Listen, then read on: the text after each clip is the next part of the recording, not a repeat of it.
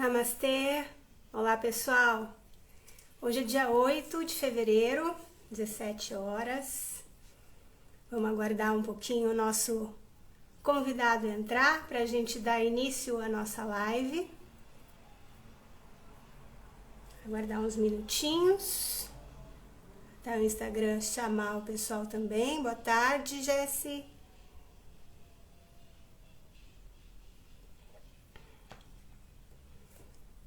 Boa tarde.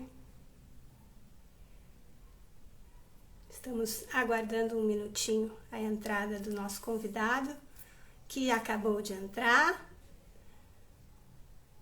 Oi, Nana.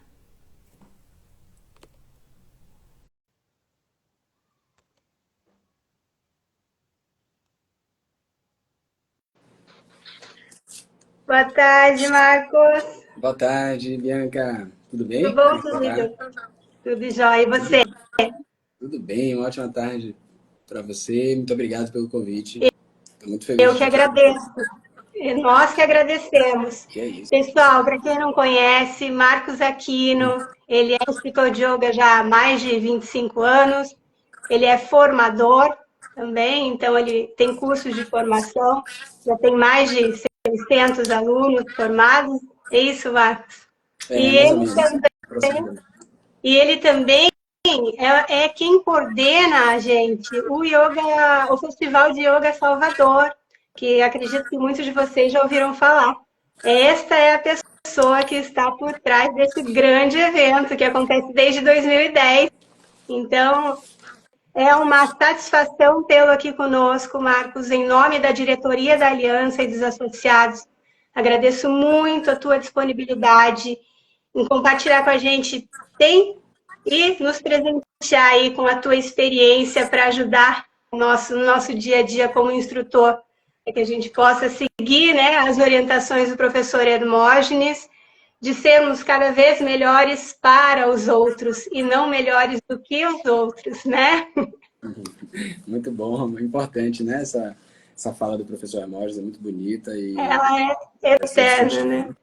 E o tema hoje, pessoal, é o seguinte: a gente vai tratar sobre segurança do yoga. Este é um tema que tem muitas vertentes que a gente vai explorar em outros momentos mais adequados, alguns mais específicos. Hoje aqui a gente vai, então, tratar dessa questão da segurança durante a aula, durante a condução de uma prática de asanas, porque por mais que nós, que já somos praticantes há algum tempo, instrutores, a gente sabe que a prática de asanas é uma partezinha do yoga. A gente sabe disso, mas quem nunca praticou não sabe. E ele vai ser atraído para a prática de yoga pelos asanas. Então, a prática de asanas, para a maioria das pessoas, é a porta de entrada para o yoga, que daí sim pode vir a ser uma coisa muito grandiosa na vida dele, se tudo der certo, né? E a gente tem a responsabilidade de fazer com que desta porta de entrada, esse praticante tenha toda a segurança, todo o embasamento para que a prática se expanda nele e aí sim atinja níveis mais profundos. Então, por mais que sim, quando a gente trata desse assunto, muita gente levanta esse questionamento. Mas yoga não é só asana. Não é. Mas é isso que aparece no Instagram, é isso que aparece no YouTube, são as posturas. Então a gente não pode tirar a importância disso, né? Muito menos a nossa responsabilidade de transmitir a prática com segurança para que daí sim o yoga verdadeiro vá, pouco a pouco, aflorando nessa pessoa. Marcos, passo para você com muita satisfação e vontade de ouvi-lo. Oh, que isso! Bom, eu vou pedir só um segundo que eu tenho que abrir uma porta aqui, que eu esqueci uma gatinha das nossas. Então, eu vou aqui abrir a porta em um Conheço essa segundo. situação. Tenho dois aqui e antes de começar estava ajeitando pote de comida para não termos problemas. Esses, esses bichinhos, eles estão ótimos, mas quando querem o que eles querem na hora que eles querem, ninguém pode com eles. Pois é. Bom, mas eu queria dar uma boa tarde para todas as pessoas que estão vindo a gente e especialmente agradecer a diretoria da Aliança do Yoga, a Jussara, ao Anderson e a você, Bianca, por esse espaço tão importante, né? É, imprescindível, né? É um espaço imprescindível mesmo, porque a partir do momento que uma pessoa, e aí a gente pode ter alguma fala assim, ah, mas são poucos acidentes, não importa. A partir do momento que existem acidentes, e às vezes acidentes graves, a gente precisa entender o que é que produz esse tipo de acidente e a gente precisa rever alguns paradigmas, por exemplo, de achar que o yoga ele é sempre seguro. Não, o yoga não é sempre, nem sempre é seguro, né? E dentro do que precisa ser olhado com mais segurança, realmente a parte dos asanas ela requer realmente um olhar um pouco mais atento, um pouco mais diferenciado, para que algumas discussões possam ser possíveis em relação ao uso desse anga do Hatha Yoga tão importante. Realmente é um anga importante. Muitas vezes é a porta de entrada, é o que atrai a pessoa a praticar, né? Pela quantidade de informações que o leigo tem, que a pessoa que está começando tem. Então, olha, eu quero fazer isso para alongamento, para força, para o meu corpo, para estética corporal. Bom, a pessoa que está começando yoga não tem a obrigação de saber o yoga com profundidade, né? Nós que instruímos é que precisamos educá-la, informar essa pessoa para que ela aos poucos se desenvolva da melhor forma possível. Então, nesse sentido, realmente, essa parte ela requer um pouco mais de atenção e é justamente nessa parte dos asanas que a gente tem tido alguns problemas já há algum tempo, não só recentemente com a escalada da quantidade de pessoas praticando yoga no mundo, né? E isso reflete aqui no Brasil também um crescimento, mas a gente já vem tendo problemas com isso há muito tempo, né? Eu compartilhei com você, a gente conversou um pouco sobre aquele livro escrito pelo William Broad, que é a moderna ciência do yoga, onde esse livro foi escrito em 2010, há 15 anos, por exemplo, só que ele traz dados da década de 80, da década de 90, do início dos anos 2000, já relacionados a acidentes, a lesões graves, né, com estatísticas, com documentação. Então, isso tudo requer um olhar diferenciado, né? Que é isso que a gente está aqui discutindo, conversando, pode ser interessante para a gente repensar algumas coisas, refletir, né? Que não é um assunto novo, mas não é um assunto que vai ter fim, porque sempre a gente vai ter que estar revisitando esse assunto, reforçando esse assunto, para a gente não cair, não deixar ele ali, não, agora eu já sei tudo. A gente não sabe, porque, na verdade, além do cuidado ao ensinar, a gente tem que ter muito jogo de cintura para lidar com os alunos que de repente não aceitam não conseguir fazer determinada postura, não é verdade? Isso daí Olha, também, isso perfeito, daí perfeito. muitas vezes coloca a gente em situações complicadas. E daí, assim, eu vou só passar essa experiência que eu já tive algumas vezes e depois eu passo para você de novo elaborar em cima disso, que eu sei que você tem muito a falar, mas já aconteceu de eu me sentir falhando como instrutora, porque o instrutor se sentia frustrado de não conseguir fazer determinada postura. Então, assim, eu falei, onde que eu estou errando? Mas frustrado de verdade, chateado. Então, assim, percebia que ele mudava a fisionomia por não ter conseguido fazer uma postura que não estava pronto para fazer. E não tem problema, né? Não tem problema. Então, assim, e a gente precisa ter esse jogo de cintura para lidar com os hipermóveis, porque eles acham que eles estão indo bem, só que na verdade eles estão se machucando, não é? É verdade, é verdade.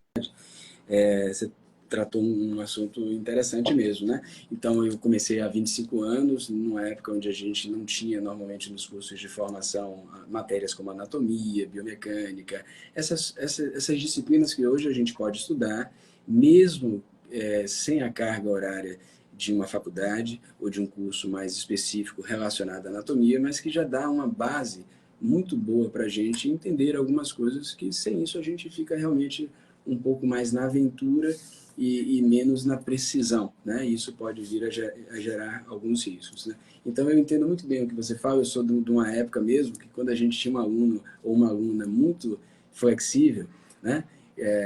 E a gente dizia, nossa, então a gente exigia muito mais desse aluno. Não, agora faça isso. A gente pegava um livro e dizia, você consegue fazer isso? Então, esse era o nível de profissionalismo de alguns professores. Eu fiz parte dessa geração também, onde a hipermobilidade parecia ser algum tipo de avanço, algum elemento que indicava avanço em prática de yoga. E isso, cientificamente, a gente sabe que tem que ser cuidado. Justamente essa pessoa que tem demais, ela não pode ser estimulada a ter mais, porque ela já tem demais. Então, ela precisa, inclusive, fazer contenções e trabalhar, muitas vezes, até outras disciplinas fora do yoga, como musculação e pilates, para poder conter essa lacidão ligamentar, essa frouxidão ligamentar, como se fala, que não é uma doença, mas é uma característica dos ligamentos que podem fazer com que a pessoa seja hipermóvel, e isso não necessariamente é uma coisa boa, entende? Então, a gente tem que entender algumas coisas, né? E por isso esse trabalho que vocês fazem na Aliança do Yoga é muito importante, porque você, Bianca, como fisioterapeuta, o Anderson com a experiência, a Jussara também, conseguem, pelo menos, eles conseguem, vocês vão conseguir exigir, pelo menos na certificação, né? Vão exigir, pelo menos na certificação, elementos básicos para que exista também, para que isso reflita também na segurança. Em relação, ao pedido do aluno, quando chega numa escola, ou a demanda, veja, esse aluno, ele está pesquisando no Instagram, no Facebook, nas redes sociais, nos documentários, e ele chega à sua escola com uma visão, né? E a gente não sabe que visão é essa, né? Mas a grande responsabilidade de dar continuidade a esse desejo do aluno é do professor, né? Se o pedido pode ser atendido dentro de uma universidade de aula, tudo bem. Mas se esse pedido ele pode resultar em risco, o professor tem que ser firme. Eu vou fazer uma analogia. Então, eu vou ao médico, por exemplo, psiquiatra, e digo assim, doutor, tudo bem? Por favor, me receita esse medicamento tarja preta e esse também, e eu gostaria de 60 miligramas desse medicamento. Bom, se o médico se é um médico responsável, vai dizer, peraí, quem é que lidera, quem é que ordena essa relação? Então, eu preciso primeiro conhecer você, eu preciso saber como é que você está, eu preciso saber se você precisa disso mesmo, e essa pessoa vai ser orientada pelo profissional. Então, se a gente tem certeza do que deve fazer, ou pelo menos tem segurança sobre o que deve fazer e o que não deve fazer, a gente deve educar o aluno. Entenda, a palavra educar eu vou usar algumas vezes hoje, mas educar no sentido de informar, de fazê-lo compreender o que realmente é importante dentro de um trabalho de yoga, né? A gente tem uma questão estrutural que a gente precisa considerar. Então, os textos tradicionais indígenas de Hatha Yoga, os textos, digamos, mais importantes de Hatha Yoga, Dattatreya Yoga Shastra, Hatha Pradipika, Garada Samhita, Goraksha Shataka, Yoga Pradipaka, todos esses textos que a gente encontra, eles têm uma maneira de definir angas do Hatha Yoga, eles têm uma maneira de instruir isso, né? Então, eles falam algo sobre asana, falam algo sobre pranayama, falam algo sobre as mudras, e eles têm maneiras, prescrevem formas, alguns, especialmente a Hatha Pradipika, que é mais conhecida no cenário nacional, eles vão prescrevendo, vão dizendo como as coisas devem ser feitas. Então, existe uma forma que a gente pode dizer que é baseada nos textos tradicionais. E existe um outro fenômeno que é histórico, não só no Brasil, mas no mundo inteiro, mas existem novas tipologias de yoga que nasceram, especialmente no início do século XX, especialmente década de 20, 30, 40, começam a existir abordagens diferentes, onde alguns fundamentos passam a ser desconsiderados e outros elementos e outros fundamentos passam a existir. Por favor, gostaria de deixar bem esclarecido que eu não estou aqui julgando métodos mais baseados em tradição, não. Isso é a nossa história. A história do yoga hoje, em qualquer lugar do mundo, ela compreende metodologias que são mais recentes, que são baseadas em elementos mais recentes, e metodologias que são baseadas em fundamentos um pouco mais históricos. Tanto quem trabalha com a fundamentação mais antiga, quanto quem trabalha dentro de uma metodologia mais contemporânea, deve avaliar quem trabalha, seja com uma coisa ou com a outra, com um estilo de trabalho ou outro, deve avaliar, de fato, quais são os riscos do seu trabalho, entende? Olhar isso com um olhar realmente crítico. Porque, veja bem, a gente não pode simplesmente dizer que faz uma coisa, e por que você faz isso? Por que você ensina isso? Ah, porque meu professor me ensinou. Tá, mas seu professor aprendeu com quem? Ah, aprendeu na Índia, como se a Índia fosse um certificado. Tem gente que mora na Índia e trabalha com tecnologia da informação. Eu já fui mais de 30 vezes para a Índia, mas 20 dessas 30 vezes eu estive guiando grupos no mesmo roteiro. Não estava dentro de um ashram nem fazendo uma imersão de yoga, por exemplo. Então, se a gente usa só o título de ter ido para a Índia, por exemplo, não significa necessariamente que você fez um estudo, um aprofundamento. Então, a gente precisa fazer perguntas. Não importa se o método é o Hatha Yoga, baseado na tradição, o Hatha Yoga com elementos mais contemporâneos, se é Ashtanga, se é Iyengar, se é Ashtanga Vinyasa, não importa. O que importa é que você pergunte, isso para que serve? Isso vem de onde? Para que serve? Quais são os benefícios disso? Em que isso impacta positivamente? E a pergunta mais importante, existem riscos? Porque se você perguntar para 10 pessoas que têm interesse em fazer yoga, com certeza as pessoas jamais imaginam que o yoga pode ser uma coisa perigosa ou pode produzir uma lesão. Então eles vão até o seu estúdio de coração aberto, imaginando que vão encontrar realmente um profissional que sabe conduzir esse trabalho. Né? Então imagina como eu vou a um odontólogo, uma dentista, eu imagino que essa pessoa que está com uma broca, por exemplo, ela vai saber fazer o que ela tem que fazer no meu dente e que ela está usando o melhor material. E eu vou confiando. Na experiência prática eu posso perceber, poxa, realmente foi muito bom, poxa, eu acho que isso não ficou bem feito, né? Mas o nosso aluno, lembre, o nosso aluno, ele é nosso cliente. A maioria dos professores e professoras de yoga não vivem de trabalho voluntário, né? Quem trabalha com yoga, né, não faz necessariamente trabalho voluntário. Trabalho voluntário é uma coisa maravilhosa, né? Muito importante, mas não necessariamente a gente faz trabalho voluntário. A partir do momento que a gente oferece esse serviço à sociedade, recebendo um valor que mantenha as nossas contas em dia, que mantenha a nossa sobrevivência, a gente não pode colocar uma outra pessoa em risco, a não ser que a gente compartilhe o risco. Né? Então, se eu vou fazer, por exemplo, surf em ondas gigantes, tem risco. A pessoa sabe que se entrar naquele mar de Nazaré, em Portugal, pode não sair. Então, a pessoa vai tomar as providências, vai pegar um balão de oxigênio, vai se preparar fisicamente, vai contratar 2 pessoas para fazer o resgate. Então, a atividade prevê riscos. E a partir do momento que a atividade prevê risco, eu vou tomar providências. Né? Agora, se eu entro numa escola de yoga e onde não se compartilha nenhum tipo de informação relacionada ao risco, e esse risco existe, muitas vezes pela desinformação do próprio instrutor, essa pessoa da sociedade, ela tá em risco, né? E ela está pagando para estar em risco. E é isso que a gente precisa evitar através do senso crítico. A gente olhar. São 4 perguntas que eu costumo dizer. Né? Sempre que você usar qualquer coisa do yoga como orientador, como orientadora, 4 perguntas que vão te fazer, inclusive, aprender muita coisa. Então, a primeira pergunta é de onde vem isso? Então, é uma coisa que surge na Índia ou que surge aqui, Europa, Estados Unidos, Brasil. De onde é que surgiu essa coisa? Tá. E o fato de ter surgido na Índia ou não ter surgido na Índia não invalida essa coisa. Vou dar um exemplo dessa primeira pergunta. As torções deitadas. A gente não tem registros em livros antigos de torções deitadas. Mas as torções deitadas são altamente compatíveis com a prática do yoga e elas são terapêuticas, elas são altamente benéficas para o praticante de uma forma geral.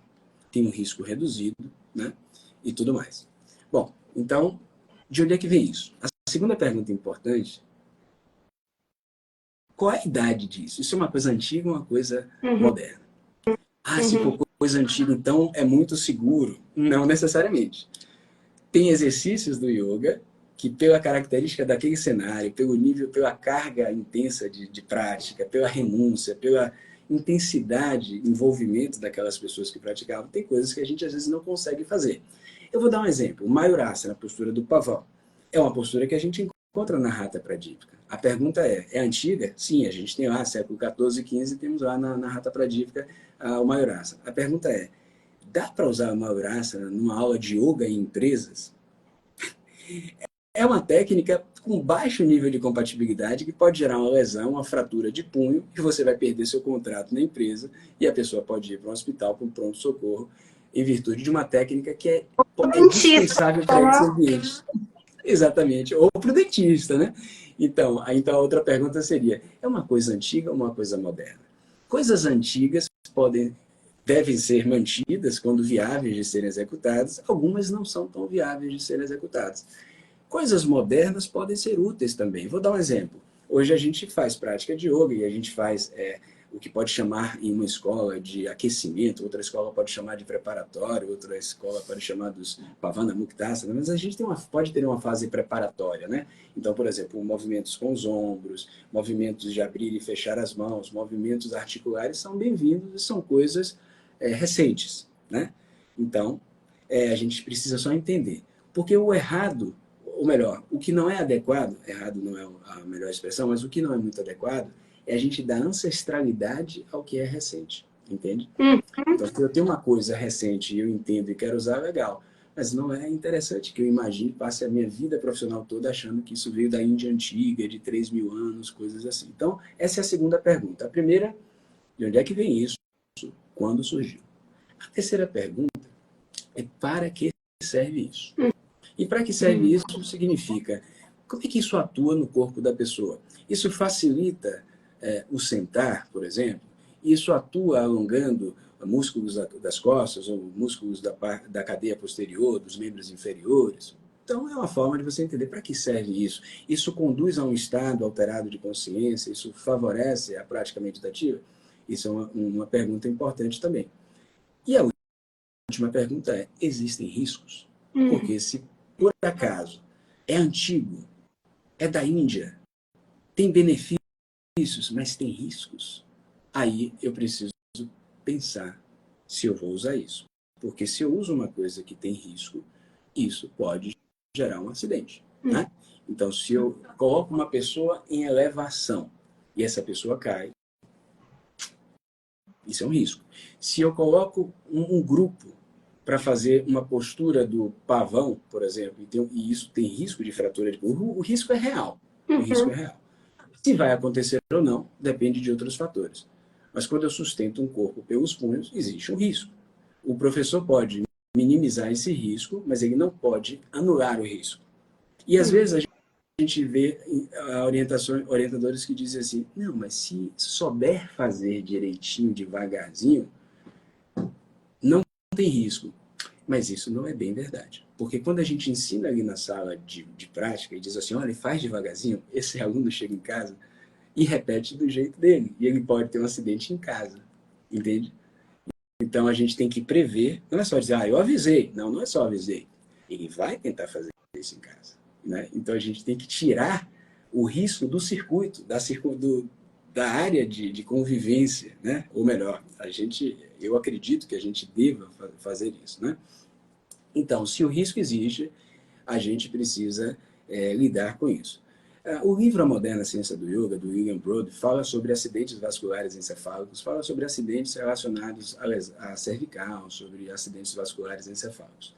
Eu vou dar um outro exemplo e não quero criar nenhuma polêmica aqui, pelo amor de Deus. Mas, por exemplo, quando a gente faz uma postura onde o sangue, por exemplo, vai para a parte superior do corpo, é muito comum isso em práticas de yoga.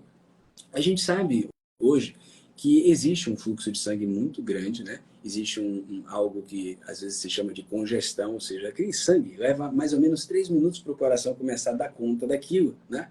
E naquele primeiro momento aquela cabeça fica um pouco vermelha, então existe um fluxo de sangue, não necessariamente de oxigenação de cérebro, mas um fluxo de sangue grande na região superior do corpo. Então, quando a gente está ali naquele estágio, por exemplo, pode acontecer um acidente. Então, existe um risco. Esse risco tem que ser avaliado por quem orienta.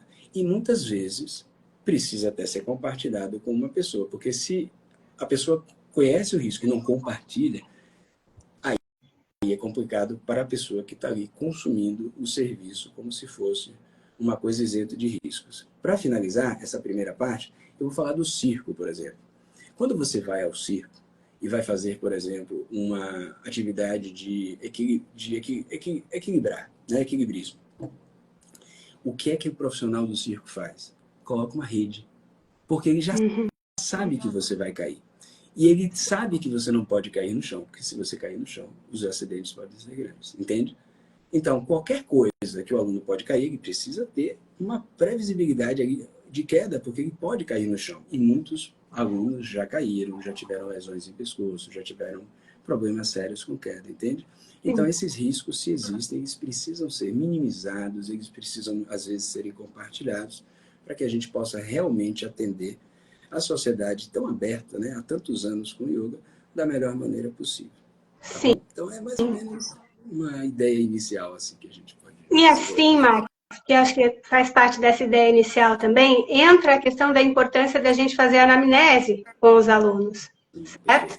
Porque justamente no momento da anamnese, a gente vai poder, inclusive, já expor alguns riscos direcionados para aquela pessoa, dependendo daquilo que ela nos passa. Então, dependendo de alguma condição de saúde que ela nos passe.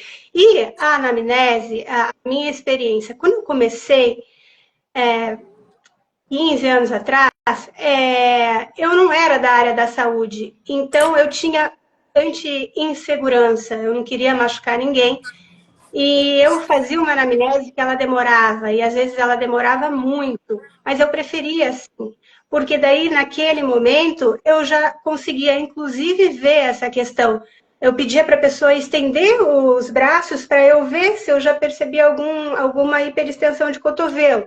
Se eu via aqui no braço, eu já levantava essa questão. Eu falava, você já percebeu que teu braço faz isso? Vamos ver teu joelho, se o teu joelho não faz assim também? E daí já explicava o que era, para não deixar, para explicar algumas coisas dessa no meio de uma aula, onde ela vai estar do lado de uma pessoa que vai estar com o joelho, e ela vai querer fazer igual aquela pessoa. Então, já explicava antes, falava, ó, na tua aula eu vou ter que te chamar a atenção disso, disso e daquilo. Né? Então, assim, uma questão de glaucoma, olha, inversão é uma posição que a gente não vai fazer. Então, eu já explicava antes, né? Com o passar do tempo, essa minha anamnese hoje ela é muito reduzida por várias questões, pela prática, pela experiência que a gente vai tendo, de olhar o aluno, bater um papo já e já dar os toques necessários e com o tempo, de repente, percebendo alguma outra questão, já vai lidando. Então, o que eu quero passar aqui para os instrutores novos é não tenha, né, coloque a questão da anamnese como um tempo extra numa primeira aula com o seu aluno. Isso vai te deixar muito mais seguro e vai te fazer um instrutor muito melhor. Então, assim, faça mesmo detalhado. Eu perguntava quase o nome dos bichos de estimação da pessoa. Eu perguntava muita coisa, sabe? Então, assim, a gente vai daí pegando experiência. É melhor pecar pelo excesso nesse começo para a gente ganhar segurança. Então, eu queria que você falasse um pouquinho para a gente a respeito da importância da anamnese, algumas dicas para que esse processo seja um pouco mais prático, né, também. Pois é, não, isso é muito importante. A gente precisa entender que a anamnese, para a maioria das pessoas, ela vai representar o cuidado do profissional com você, né? Então, isso não é uma prática esquisita.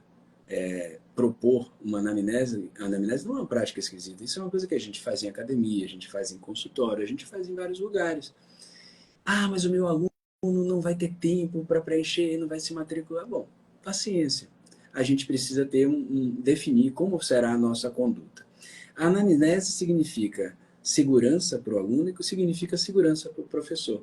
Porque nenhum professor quer passar por um evento, uma intercorrência dentro de sala de aula. E eu vou contar aqui para vocês, em 2006 eu passei por uma situação dessa e, curiosamente, eu já estava estudando anatomia desde essa época, mas existia a omissão de uma informação num formulário de anamnese que eu já aplicava nessa época, em 2006, um formulário mais simples do que eu aplico hoje. Hoje eu considero o nosso formulário suficiente, depois do desenvolvimento a gente elaborou um pouco mais, mas eu tive um acidente em sala de aula e eu não sabia nem o que fazer, ou seja, o braço de uma praticante saiu do lugar, o ombro saiu do lugar, né? Um deslocamentozinho, uma subluxação, e eu não sabia nem como levar para o carro para levar para o pronto-socorro. Mas se já tinha acontecido com ela, eu disse, olha, para de ficar desesperado, pega aí uma camisa, enrola, amarra aqui e me leva para o pronto-socorro. Mas veja, horrível a situação, todos os alunos assustados. E obviamente, eu já vinha num processo de eliminar posturas que eu já considerava arriscadas, né?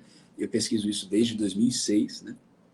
E justamente esse acidente que eu passei, né, que eu me envolvi, foi um acidente que me despertou para isso. Porque quando eu saí daquele pronto-socorro e o médico disse assim, poxa, mas o que foi que aconteceu? Onde foi que você conseguiu tirar esse homem do lugar desse jeito? E ela disse para o médico, no yoga. E o médico disse para mim assim, poxa, mas vocês precisam ser mais responsáveis com esse trabalho, com o seu trabalho. Olha, Bianca, eu fui para casa, sabe aquele desenho animado do cachorrinho assim com o rabinho para baixo? Eu fui para casa assim, dizendo, não vou ensinar, não faz sentido. Foi vergonhoso para mim, foi difícil, e eu quase parei mesmo. Mas aí eu falei, não, o que eu preciso saber para nunca mais cometer um erro desse? E dentro desse mecanismo de buscar segurança para atender bem, entende? O yoga não será menos yoga se você tiver esse cuidado, o yoga não vai deixar de ser mágico se você tiver um pouco mais de cuidado nesse sentido. Os seus alunos vão apreciar mais você se você fizer isso. E a anamnese é imprescindível. A única situação onde eu não aplico a anamnese é quando eu vou fazer, por exemplo, uma palestra de sensibilização numa empresa, uma atividade pontual. É impossível você pedir 200 fichas de anamnese, então o que é que a gente faz nesse sentido? Tem uma forma de resolver. A gente usa, vamos dizer, a aula de ouro, a aula de segurança, a aula de ouro para uma empresa, para uma palestra de sensibilização. Então, eu vou fazer uma prática numa cadeira, por exemplo, com os pés das pessoas apoiados no chão, com exercícios simples, movimentos simples. Vou trabalhar com a respiração abdominal, um bom relaxamento sentado, uma prática de concentração. Isso praticamente é zero risco, já que eu não tenho anamnese, já que eu não sei o histórico de saúde dessas pessoas. E a anamnese também, felizmente isso nunca aconteceu assim no sentido da legalidade, de ações judiciais, mas imagina, se uma pessoa vem a óbito na sua sala, poxa, você pode ser questionado, mas você não perguntou nada sobre esse aluno, você não tomou nenhum tipo de providência antes de trabalhar com o corpo, com a respiração, né, com a mente, nenhum tipo de providência você tomou, né? Então, é importante a gente ter algum documento, pelo menos para dizer, não, olha, eu tenho cuidado, eu faço isso. Não precisa ser um profissional de saúde, mas é importante, muitas vezes, recorrer a um profissional de saúde para entender um pouco como as informações presentes numa anamnese, isso não é difícil, pessoal, vale muito a pena, você vai se sentir muito mais segura, muito mais seguro.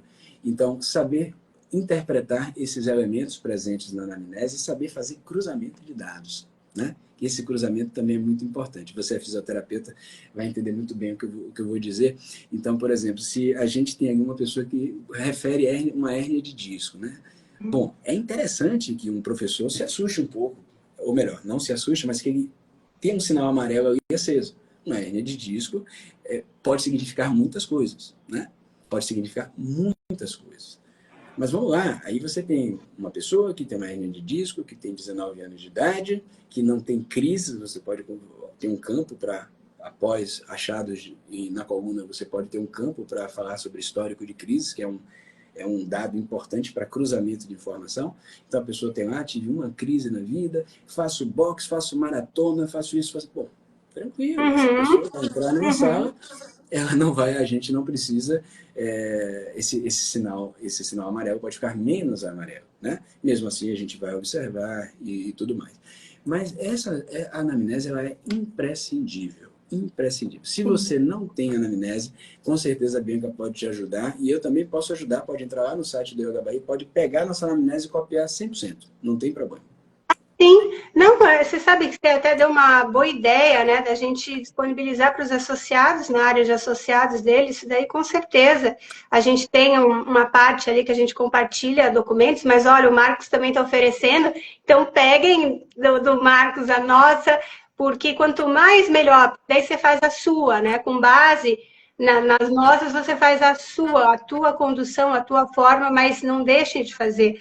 Porque o Marcos falou uma coisa importante, não precisa ser da área da saúde. Não, de fato não precisa. A questão é que você precisa ter segurança. Então, se na tua formação, às vezes você fez uma formação há muito tempo, entrou num ritmo de aulas, às vezes começa a dar aula em academia, que não tem muito tempo, então uma rotatividade alta de aluno. São várias questões que podem afastar a gente desse cuidado mais individualizado. E cada aluno nosso tem uma história e vai precisar de um olhar diferente. A gente não pode colocar todo mundo porque está na mesma sala, achar que é a mesma prática, não vai ser. A gente tem que ter esse jogo de cintura. E em relação ao que você falou também, de quando vai dar aula em empresa, fazer uma prática que é mais segura, isso entra também, que eu acho muito importante, do sequenciamento, né, da prática, dos asanas, dos pranayamas, em quais momentos, as inversões, isso precisa estar muito claro para a gente. E a gente volta no ponto inicial, né, do que a aliança tanto insiste. A gente nunca pode parar de estudar, nunca, porque a gente erra, que o nosso erro seja o menor possível, né, para que não chegue a causar dano a outra pessoa. Mas acontecendo que isso sirva mesmo para a gente perceber, nunca parar de estudar, de se aprimorar, de buscar reavaliar a própria conduta, porque acho que para quem dá aula há muito tempo, acontece, de tempos em tempos a gente entra num automático e a gente está dando aquela mesma prática e de repente tem um aluno lá que é competitivo e está competindo com o do lado, e daí vai e se machuca, e você não percebeu que isso estava acontecendo. Então, tudo, a gente tem que estar ligado em todos os movimentos, das fisionomias, né? Então, isso precisa tá sempre alerta. Marcos, deixa eu aproveitar que eu te interrompi para passar um pouquinho aqui das mensagens que estão chegando. Nosso querido André é presente. André, querido. Ó, o André falando aqui que na década de 80 ele avisou sobre os riscos de fazer yoga sem conhecimento anatômico adequado e que levou os formandos para fazer um curso de anatomia e emergência na faculdade de enfermagem Luísa Marilac, para que pudessem ser mais seguras. O Marcos vai compartilhar com a gente, não sei se hoje, mas essa questão desses cursos, né? E existem dois problemas. A flagrante falta de formação adequada. Vamos ver qual que é o outro aqui. Opa, peraí, o dedo foi um pouco além. O outro problema... tá faltando habilidade manual aqui, sabe?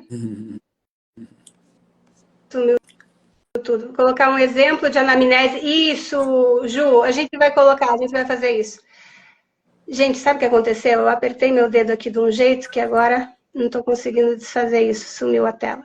Marcos, pode continuar, por favor? Eu vou tentar resolver isso. Desculpa, pessoal. Tá bom. Bom, eu queria complementar, primeiro agradecer ao André pelas contribuições. Muito obrigado, André. E realmente, na década de 80, ter essa visão, parabéns. Veja bem, a gente não pode, o André diz aqui que a gente não pode realmente cobrar, né? A anamnese, perfeito, é verdade, obrigar, não podemos, mas normalmente é muito espontâneo.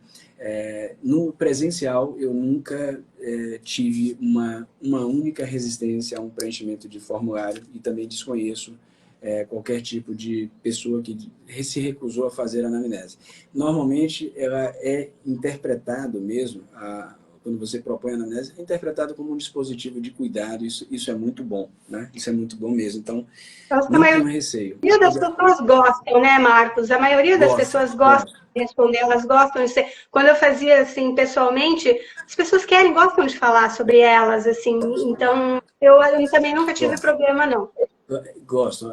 E qualquer informação, veja, qualquer informação que você tiver a mais é precioso, né? Porque você está lidando com o corpo de uma pessoa, com uma história de vida de uma pessoa.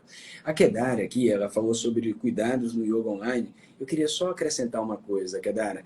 O yoga online, a gente precisa ter mais cuidado ainda, muito mais cuidado. Porque, veja bem, se eu estou no presencial e acontece algum tipo de intercorrência, seja decorrente do exercício que eu passei ou não, eu tenho em alguns segundos como prestar um socorro, um pronto atendimento ali, na mesma hora eu consigo pegar a pessoa e consigo fazer alguma coisa.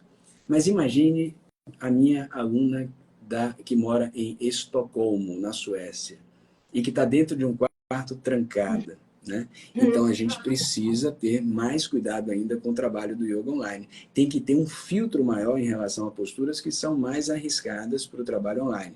Outra coisa, quem trabalha online não crie uma cultura para que todas as câmeras realmente estejam abertas, porque se você não enxerga o seu aluno numa turma, independente do tamanho dessa turma, você não consegue de fato ensinar.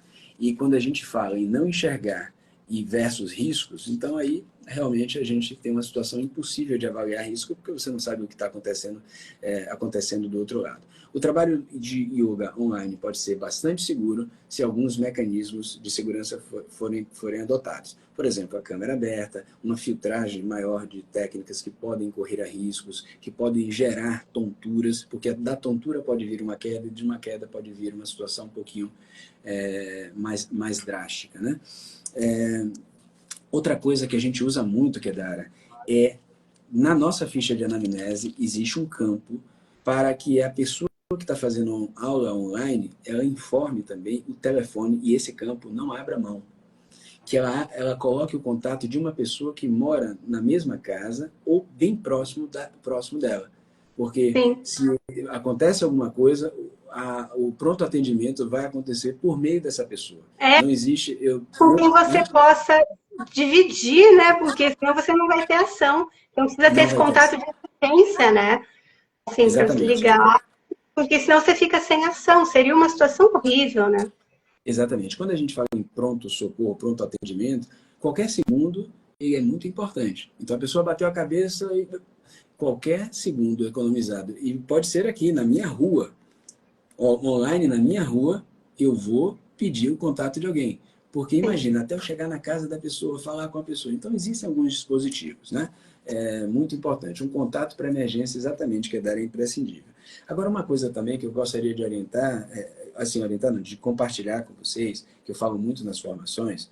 Veja, eu tenho certeza de que muitos professores e professoras aqui já receberam alunos que vieram de médicos. Ai, meu médico disse para fazer yoga. Ai, minha física disse para fazer yoga. Meu psicólogo disse para fazer yoga. Meu educador físico disse que eu precisava fazer yoga. Né? Poxa, legal. Tá.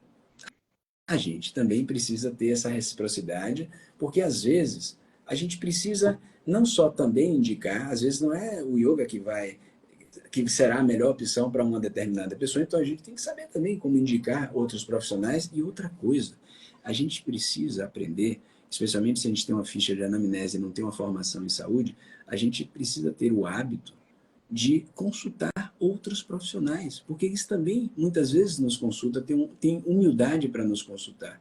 Então, vamos imaginar, tem uma hernia de disco, uma pessoa teve três crises nos últimos 3 anos, e eu estou um pouco inseguro de trabalhar. Poxa, eu ligo para a Bianca, que é fisioterapeuta, e digo: Bianca, tudo bem? Marcos, aqui eu sou do Yoga Bahia, eu gostaria de saber como é que é isso.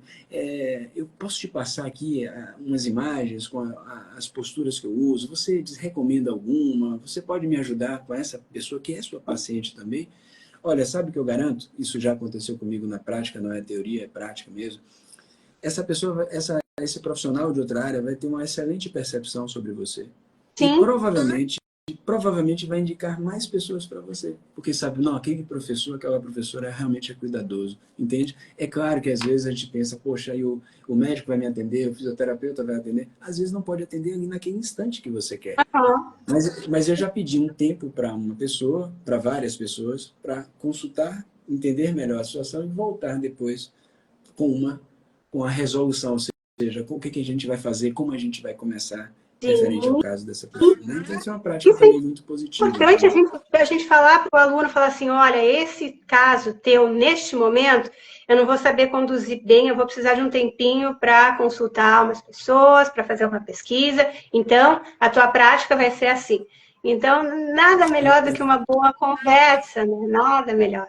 Mas isso daí com certeza é ótimo, e assim demonstra, hoje em dia, tanto se expande esse conceito de multidisciplinariedade, interdisciplinariedade, né, na área da saúde.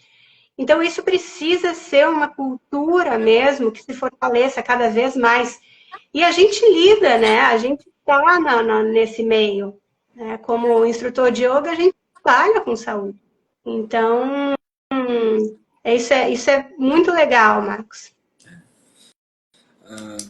Outra coisa, Bianca, que a gente conversou antes da live, né, para a gente pensar em alguns assuntos aqui para conversar, é sobre a gente falou das 4 perguntas importantes, né, para a gente motivar o estudo de cada coisa que está envolvendo a forma como a gente ensina, né?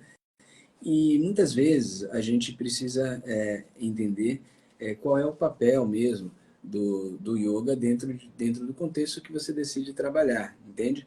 Então, por exemplo, se a pessoa diz para mim, olha, eu quero melhorar a forma física, né? Uma forma física. Tá bom, o yoga tem uma mensagem também para a forma física, tem uma mensagem para o corpo, mas normalmente o profissional que vai cuidar da parte física, né? Um aprimoramento físico, até mesmo isso, geralmente é uma pessoa de uma outra área, né? Geralmente você pode ter um professor de pilates, pode fazer isso muito bem, uma professora de educação física, né? Então a gente saber qual é o nosso papel dentro dessa proposta, dentro desse nome, né? Yoga, né? O que a gente pode, até onde a gente pode ir realmente com excelência nessa área. E hoje em dia, com o agravamento das questões ligadas à saúde mental, né? Eu fico sempre pensando assim, poxa, a gente tem tanta coisa importante, tão útil para a sociedade, né? Que a gente poderia fazer com riscos menores e tão importantes para esse momento, né? Que a gente vive hoje em dia, tanta gente estressada, tanta gente doente, né? Os quadros, os dados sempre aumentando, né? A gente tem muito recurso hoje em dia para cuidar do bem-estar, mas isso não está impactando. A estatística de saúde mental ela não está diminuindo, a gente não está tendo redução. Porque, por outro lado, mesmo tendo mais condições de entender a situação e ter mais recursos também, mais ferramentas, a gente também está mais hiperestimulado, né? Sim. Então, a gente tem tanta coisa boa no âmbito da respiração, tanta coisa boa no âmbito das posturas com segurança, né? Então, vale a pena também repensar como é que a gente poderia estar inserido nesse momento histórico, né? E talvez contribuir mais com a parte mais segura, realmente, né? E que é o que o yoga propõe originalmente, né? Não se fala em nada inseguro, né? A única técnica considerada realmente perigosa nos textos antigos, como a Hatha Pradipika, é o alerta que se dá ao pranayama, né? E alguns outros textos também referem isso, porque é uma prática que interfere diretamente na respiração, então tem algumas menções do cuidado que se tem que ter. Então, não se diz para não fazer, mas tem que fazer com a orientação do guru, com bastante cuidado, etc, etc. Mas nós não temos nenhum tipo de obra incitando riscos ou competitividade, performance, estimulando dor, nada disso. Então, a gente tem que tomar um pouco de cuidado como a gente vai trabalhar essa prática que recebe esse nome de yoga com as outras pessoas, para que isso realmente faça bem, né? Faça bem de verdade. Eu acho que até assim, a pessoa que de repente teve uma formação mais física, né? Que é o que temos na maioria, né? Das formações, assim, é uma prática mais o vinyasa, então uma prática mais fluida, com Surya Namaskar, aquela sequência que é muito gostosinha, mas pode causar lesão. E aí as pessoas reduzem, né? Então as aulas, assim, uma aula de 1 hora. Eu sempre tive dificuldade de colocar tudo que eu queria em 1 hora. Eu nunca consegui dar uma aula de yoga de 1 hora, porque eu acho fundamental o aluno chegar e você fazer um aquietamento. Então, às vezes perguntam, tem meditação na tua aula? Na minha aula regular, com a prática de asana, namaskar, não tem. Eu falo, não tem meditação, tem um aquietamento. E é para chegar. É para chegar, né? Porque no caminho da casa até o nosso estúdio, o aluno vai deixando impressões em cada canto, né? Então, assim, até chegar todas aquelas impressões e se colocar no estúdio e falar, agora eu vou fazer minha prática, eu estou aqui, leva alguns minutinhos. Então, aquieta, entoa o mantra e faz uma soltura, uma mobilidade articular. Pavana Muktasana, do que se chama de Pavana Muktasana, soltura articular, produzir vento, trazer vento para a articulação, vai para a prática. Para o final, inversão, pranayama e o relaxamento. Então, assim, não dá para você fazer tudo isso numa hora, eu nunca consegui. E daí as pessoas acabam sacrificando pranayama e relaxamento, que são fundamentais. Eu comecei a praticar o yoga, eu não tinha nenhuma intenção elevada, eu queria ser igual a Madonna. 25 anos atrás eu não estava interessada em evoluir, em aprender, em ser melhor, não. Eu queria colocar a perna atrás da cabeça, igual ela fazia. E foram nos momentos de... Eu tive uma professora abençoada, a minha primeira professorinha foi maravilhosa, e mesmo numa academia em São Paulo, barulhenta, ela não dispensava o Shavasana. E foi no Shavasana que eu comecei a perceber que o yoga era mais. Entende? Então, assim, as pessoas vão percebendo, vão tendo as suas próprias experiências. E pode ser em algum ponto dessas aulas, você não pode sacrificar. Então, ali nos Shavasana eu fui tendo assim, uau, tem alguma coisa, né? Então, ela fez uma prática, ela fazia uma prática bem distribuída dessa forma, então, dava os estímulos positivos para o meu corpo, desbloqueava, e fluía, e o prana, e daí eu ficava lá deitadona e falava, uau, né? Colocar a perna atrás da cabeça nem é tão importante assim, nem é o que eu mais quero da vida. Então, essa questão, cuidado para não sacrificarem o Shavasana. Vale a pena você melhorar um pouquinho aí a tua distribuição para não sacrificar uma parte que é muito importante, pranayama e Shavasana. Então, asanas, sim, com cuidado, né, Marcos? Mas... É verdade, é verdade.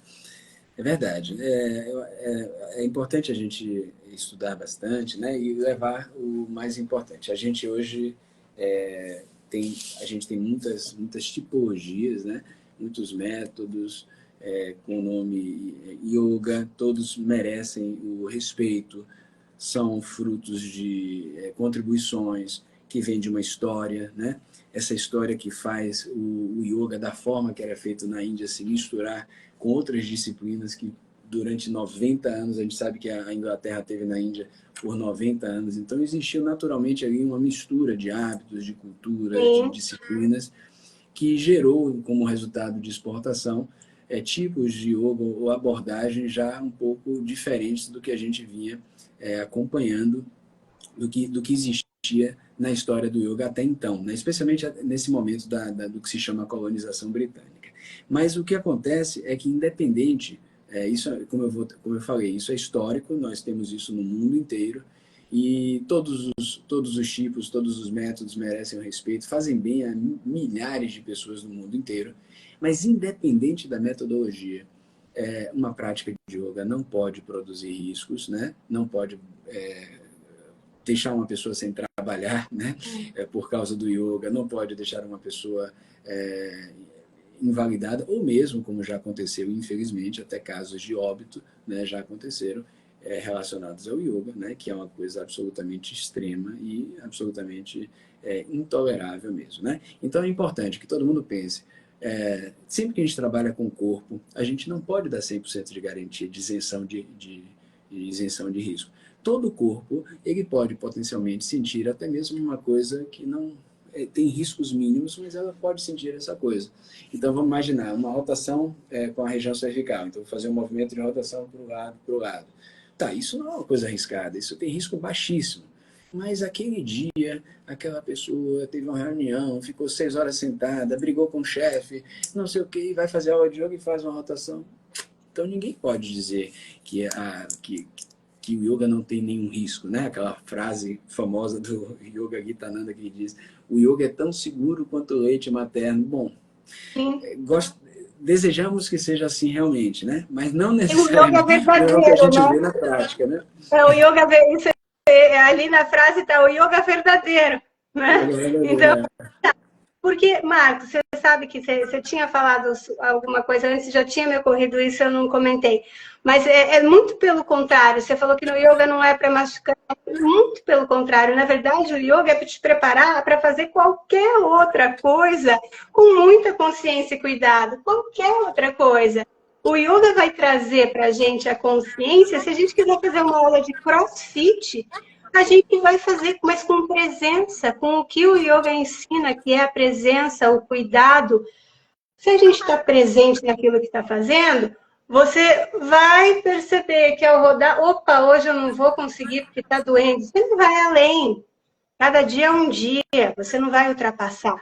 Então, o yoga mesmo é. Por isso que é tão importante a gente sempre inserir princípios e filosofia na prática e sempre pisar no freio, né? Eu sempre falo assim, na dúvida não ultrapasse, né? Então, aquele dia não tá legal? Às vezes eu tô com uma aula na cabeça, chega o aluno no jeito, eu mudo tudo, porque ele, daquele dia ele não tá legal, eu mudo completamente. Então, é esse tipo de atenção, porque o yoga verdadeiro é isso, ele vai levar ele vai fazer com que tudo que a gente faça no dia a dia seja com mais atenção e cuidado para que a gente não tenha risco, né? Então, realmente, a gente tem que lidar desse assunto, risco na prática, porque eles acontecem, né? Como o André comentou de um caso tristíssimo, teve um caso recente aqui no Brasil, de uma lesão medular cervical grave. Então, essas coisas, elas são seria inaceitável, né? Mas não basta ter boa intenção. Eu não tenho dúvidas de que praticamente a totalidade dos profissionais são bem intencionados, né? Independente da tipologia do método que se aplica. A boa intenção existe, a gente não precisa questionar isso. A questão é que a boa intenção não é suficiente, muitas vezes, para tirar a prática de um determinado risco, né? E esse risco, ele realmente ele não é bom para a sociedade, não é bom para as pessoas. Pode ser um risco fatal, né? Pode ser uma coisa que incorra a leve ao óbito, como já aconteceu no Brasil, né, e já aconteceu em outros países também. Então, isso é uma coisa complicada. E vamos lá. A gente tem o Hatha Yoga. Vamos falar do Hatha Yoga, porque yoga começa muito antes do Hatha Yoga. Mas vamos falar do Hatha Yoga, que é mais direcionado ao que a gente normalmente usa, né? Tudo que é usado hoje em dia, especialmente, ele tem pelo menos uma ligação mais próxima, mais distante com o Hatha ou Yoga deveria mais, ter, né? mais antigo, né? E com o Hatha Yoga, vamos dizer, que faz parte daquela tradição literariamente entre século XII e XIII até o século XVII e XVIII, quando a gente tem mais ou menos o fim da produção literária. Mas imagine que aquela prática era uma prática muitas vezes feita por pessoas renunciantes, pessoas que faziam aquilo por muito tempo, com a orientação de um guru, com uma dieta muito bem estruturada e com um objetivo muito grande. Simplesmente se fundir com o todo, escapar de uma roda de nascimentos e mortes, né? Se libertar espiritualmente. Então a gente está falando de uma prática, a gente faz hoje uma prática que nasce de uma forma muito diferente da forma como a gente aplica hoje. O André está correto, o que a gente faz aqui realmente é o yoga moderno. O nosso yoga ele é inspirado nesse yoga moderno que foi modificado. Mas esse yoga, mesmo modificado e adaptado, ele pode ter bases, ele pode ter elementos, alguns elementos, os que são possíveis, para a gente ter um yoga bem fundamentado. E se esse yoga estiver bem fundamentado, ele será de grande utilidade para a pessoa no seu desenvolvimento mesmo, real, no desenvolvimento real mesmo. Não só no desenvolvimento apenas corporal, né? E para isso é importante que o estudo seja feito, que as pessoas busquem as obras, busquem professores que já têm um pouco mais de experiência. Temos tantos professores que têm muita experiência aqui no Brasil, por exemplo, o professor Carlos Eduardo Barbosa Gonzalez, é um professor que tem tanto conhecimento, tanta gente que já estuda tanto tempo e que pode facilitar essa compreensão da essência do yoga mesmo, né? E se essa essência estiver presente em qualquer tipo de trabalho, a gente tem um pouquinho mais de segurança também, né? Então, é isso, basicamente. Muito bom, Marcos. Foi muito valioso mesmo. Obrigado. Espero que a gente continue. Aí eu vejo a participação do André. André, vamos fazer uma live. Aí a gente aborda um pouco mais esse assunto, como eu falei antes, Marcos, se me permite voltar um pouquinho para a questão da aliança. A gente vai tratar, pessoal, ainda desse assunto de uma maneira assim mais prática, porque por conta desse acidente que teve aqui no Brasil, uma aluna teve uma lesão muito grave, então ela está num processo de reabilitação que deve ser muito custoso. E por a gente sabe, como o Marcos falou, óbvio que as professoras do curso onde aconteceu o acidente não tinham essa intenção. Imagina quem que vai querer que aconteça. Então, claro que não. São dois lados que estão sofrendo demais, né? E sem uma assistência. Então, a gente vai tratar futuramente, aí acho que mês que vem ou próximo, não sei, tem que ver com a diretora do marketing, sobre a questão de seguro para práticas de yoga. Então, você vai realizar um evento, um retiro, ou a tua prática costuma ser um pouco mais desafiadora, que oferece um pouco mais de risco, a gente vai tratar dessa questão com um corretor de seguros mesmo. Legal. Então, são coisas aí, porque a gente não quer que aconteça, ninguém quer que isso aconteça. A gente está aqui hoje, a gente trouxe reflexão para a gente buscar evitar ao máximo que isso aconteça, mas acidentes acontecem. E, de repente, pode não ter nada a ver mesmo com a prática. Às vezes, a pessoa está no teu espaço e aconteceu alguma coisa e se machucou. Então, tudo isso são questões que a gente precisa pensar, tá? Então, a gente, dentro desse tema, a gente ainda vai elaborar algumas outras questões, tá? Marcos, o André está te chamando ali, você enxerga as mensagens também, né? Muito obrigado, André, por todas as contribuições, obrigado pelo carinho também. Também vai ser um prazer te conhecer. Obrigado a Jussara, obrigado ao Anderson pelo espaço. E eu acho que a gente que tem esse espaço, né, é muito importante que a gente possa dar informação e estimular também o estudo. E com certeza, como você falou muito bem, Bianca, a gente precisa estudar sempre, sempre, sempre, sempre. Tem muita coisa para a gente conhecer. E quando a gente muda alguma coisa no jeito de ensinar, e se essa mudança precisa ser feita, vamos pensar na Bhagavad Gita, se a gente sabe que tem que fazer uma coisa, né, se é o que tem que ser feito, não tenha medo, faça o que tem que ser feito. Se você não tem segurança para fazer de uma forma e sente de uma forma que tem que fazer, faça dessa forma que vai dar certo, né? Eu fico muito feliz hoje de não ter, como eu tinha no passado, né? Porque eu ensino há 25 anos, então, às vezes o aluno diz, ai, Marcos, eu fiquei doendo isso ontem, ai, hoje é tão bom não ter isso mais, né, no meu dia a dia. Claro que pode acontecer, eventualmente alguém até aconteceu e não me fala, mas pela recorrência da experiência do passado, lá no início dos primeiros 5 anos, e hoje em dia a gente vê isso praticamente se extinguir por uma série de cuidados que são importantes, né? Então é isso. Eu agradeço a todos vocês da Aliança também, obrigado ao André, à Jussara mais uma vez, por toda essa ponte, e estamos juntos aí, tá bom? Maravilhoso, Marcos, agradeço demais. A Jussara lembrou de uma coisa muito importante, o curso de primeiros socorros, que também vai vir disso. Perfeito. Então, pessoal, fiquem ligados aí, tá? Que a gente vai ter isso também. Fiquem ligados, acompanhem o trabalho.